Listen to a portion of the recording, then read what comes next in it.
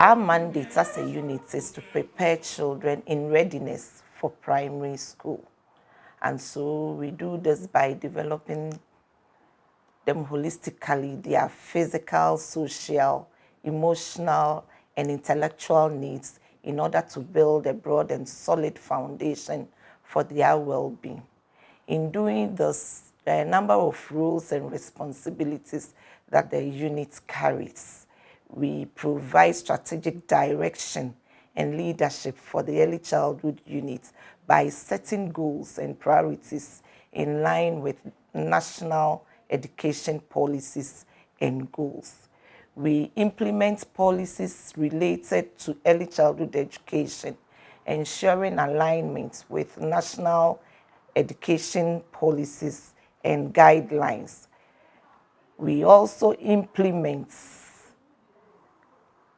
an appropriate age curriculum and learning materials for early childhood education. We ensure that early childhood educators receive proper training and ongoing professional development to enhance their skills and knowledge in early childhood education. We monitor and evaluate the quality of early childhood education programs and services to ensure they meet established standards and criteria. We build and maintain relationships with parents, communities, and other stakeholders to promote the importance of early childhood education and supports for programs. We budget and manage resources allocated to the units effectively to ensure optimal use and outcome. We collect data and analyze data on early childhood education programs and outcomes. And we report to higher authorities and stakeholders as required. We also advocate for the needs and rights of young children and promote the importance of early childhood education within the education system and society at large. Then we collaborate with other departments, agencies, and organizations involved in early childhood education to promote coordination and synergy in efforts to improve services for young children. These are some of the things that we do to ensure that our children are developed holistically. And as we speak, we are implementing the standard-based curriculum where we use play-based methodology in delivering our lessons in the classroom. This we do by setting the classroom appropriately for the children. So you enter our classrooms and you see that we have places called the learning centers where the children are free to go and play with learning materials of their own choice depending on their interests and their strengths.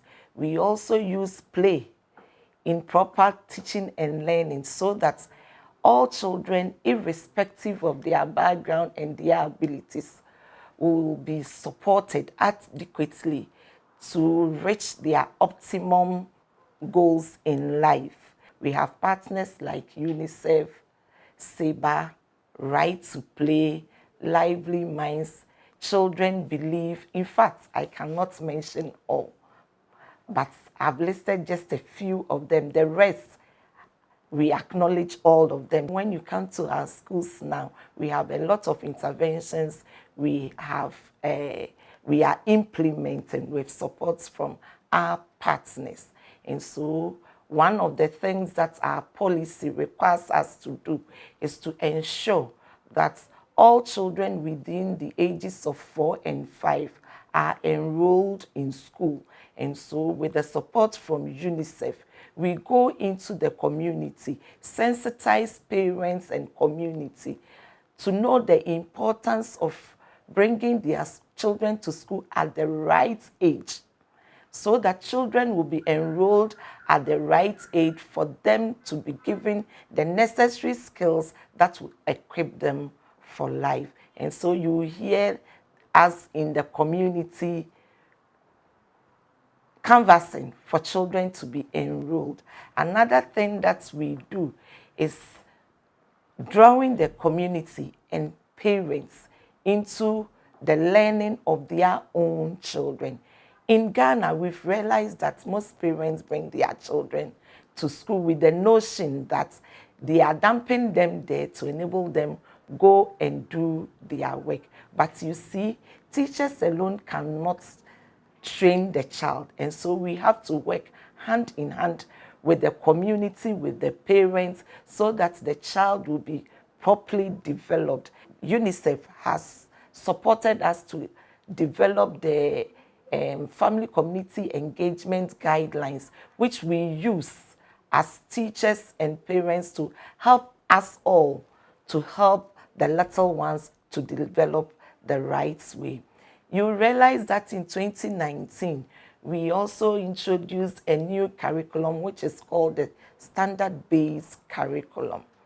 With the standard-based curriculum, what it wanted us to do is to use pure play, like the play that we do in our various homes when we were children. The kwani kwani, the ampe, the tumatu, and all that. That is what the curriculum wants us to use in our teaching and learning process. And so Saber Education and Right to Play and UNICEF, IPA are on board with us to train our teachers to use actual play. And so you can visit our classrooms to see, and you see that teachers are playing with the children. When you see the teachers playing with the children, don't think children come to school and play and do nothing. But know that that is how God has created children, to learn. Without play, children cannot learn. And so the more children play, the more children learn. And so now in our schools, teachers are playing with children.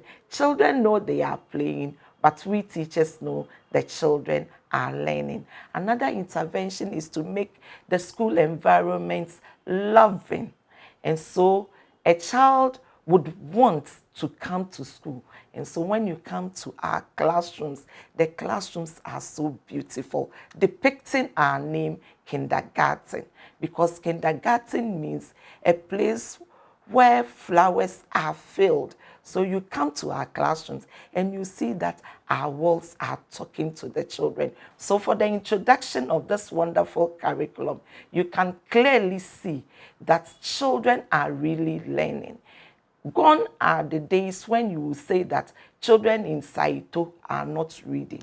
Today, you come to a Saito school and you see a KG1 child who is 4 years old reading, a KG1 child who is 5 years old reading. That is the magic of the play-based learning. We also train our teachers with skills that equip the teachers to use different types of methodology to get to each and every child in the school. So teachers are equipped with skills such that children who are early learners will benefit, children who are late learners will benefit, and children who have learning challenges are also supported in our classrooms to be able to get the most of whatever we learn in our schools. You come to our schools, we use both the local language and the English language.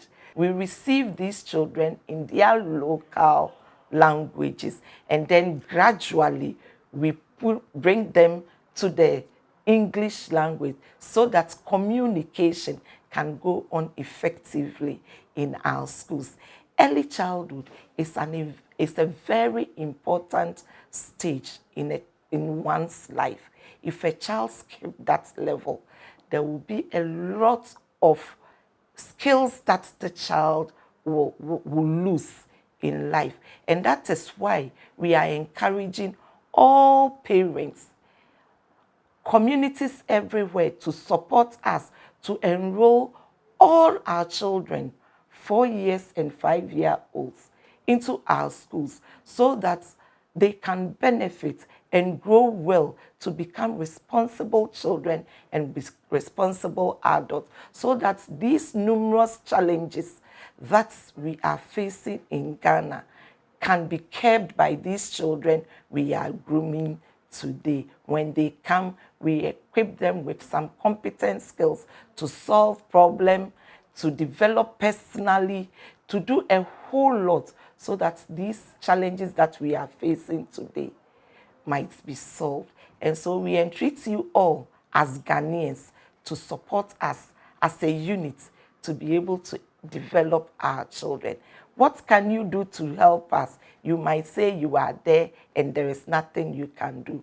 When you see a neighbor's child roaming about in the house, not going to school, but this child is 4 or 5 years old, you can go closer to the parent and help the parent to bring this child to school. We pay nothing. We don't take admission fee. We don't take anything. Just bring the child to school. Don't worry about school uniform or anything. Bring the child to school and teachers will continue with the support from you. Thank you.